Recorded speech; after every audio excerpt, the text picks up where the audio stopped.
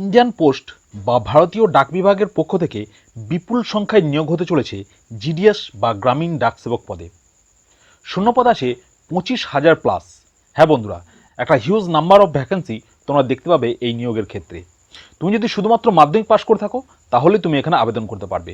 সব থেকে বড় বিষয়, তোমাকে এখানে কোনো রকম লিখিত পরীক্ষা দিতে হবে না। কোনো রকম লিখিত পরীক্ষা ছাড়াই ইন্ডিয়ান পোস্ট তোমাকে দিচ্ছে সরকারি চাকরির সুযোগ। Dear friends, welcome to my channel SM cyber. SM cyber চ্যানেলে তোমাকে স্বাগত জানাই। তো আজ আমি চলে এসেছি ইন্ডিয়ান পোস্টের পক্ষ থেকে পাবলিশ হওয়া একটি নোটিফিকেশান নিয়ে। এই নোটিফিকেশানটি জিডিএস নিয়োগের ফুল নোটিফিকেশান নয়, এটা ইন্ডিয়ান পোস্টের পক্ষ থেকে একটা শর্ট নোটিফিকেশান পাবলিশ করে জানানো হয়েছে নিয়োগ যে করা হবে তার পূর্ব প্রস্তুতি ঠিক কী চলছে। তোমরা দেখতেই পাচ্ছ, এই হচ্ছে সেই official notification. GDS online engagement schedule 2 2026 board যাচাই করা হয়েছে 27/7/2026 থেকে 3/8/2026। এর পাশাপাশি শূন্যপদ সংগ্রহ করা হয়েছে 27/7/2026 থেকে 3/8/2026। শূন্যপদ যাচাই করা হয়েছে 4/8/2026 থেকে 5/8/2026। তো বুঝতে পারছো, গতকালেই কিন্তু শূন্যপদ যাচাই করা কমপ্লিট হয়ে গেছে। ফুল নোটিফিকেশান যে কোনো সময় কিন্তু পাবলিশ হয়ে যাবে। ফুল নোটিফিকেশান আসলেই আমি তোমাদের জন্য আবারও এই নিয়োগ সংক্রান্ত ভিডিও নিয়ে আসবো। তো সেই জন্য বলবো, চ্যানেলটিকে অবশ্যই সাবস্ক্রাইব করে পাশে থাকা বেল আইকনটা প্রেস করে রাখবে, যাতে পরবর্তী আপডেট তুমি খুব সহজেই পেতে পারো। তো এখন আমরা দেখব এই যে জিডিএস বা গ্রামীণ ডাকসেবক পদে নিয়োগ করা হবে, এখানে কারা কারা আবেদন করতে পারবে, শিক্ষাগত যোগ্যতা কী লাগবে, বয়সসীমা কত হতে হবে এবং সিলেকশন প্রসেস কী থাকছে, এই সমস্ত খুঁটিনাটি বিষয়গুলো খুব সংক্ষেপে আলোচনা করব আজকের এই ভিডিওতে। তো আমরা প্রথমেই শূন্যপদ কত আসতে পারে সেই বিষয়টা একটু দেখে নিই। বিভিন্ন সূত্র থেকে প্রাথমিক গণনা 25 থেকে 28,000 সম্ভাব্য শূন্যপদ।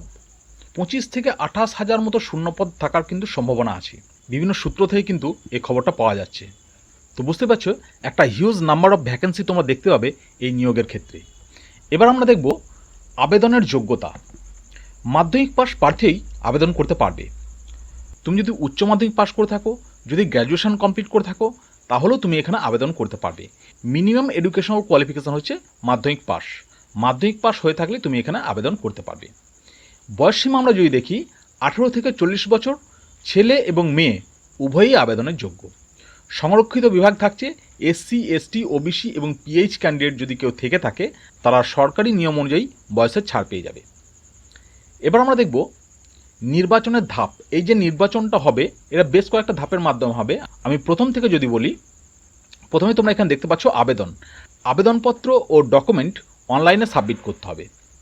এরপরে মাধ্যমিকে প্রাপ্ত নম্বরের ভিত্তিতে মেরিট লিস্ট তৈরি হবে এবং এই মেরিট লিস্ট তৈরি হওয়ার পর ডকুমেন্টস ভেরিফিকেশনের মাধ্যমে তোমাদের এই নিয়োগটা করানো হবে। তো বুঝতে পারছো, এখানে তোমার কিন্তু কোনো রকম লিখিত পরীক্ষা দিতে হবে না।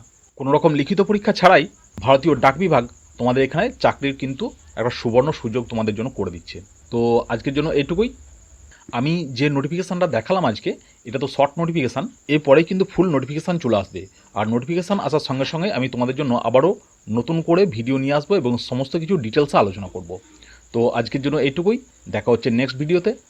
যাওয়ার আগে আবারও বলবো, চ্যানেলটাকে অবশ্যই সাবস্ক্রাইব করে পাশে থাকা বেল আইকনটা প্রেস করে রাখবে, যাতে পরবর্তী ভিডিও খুব সহজেই তুমি পেতে পারো। Thank you.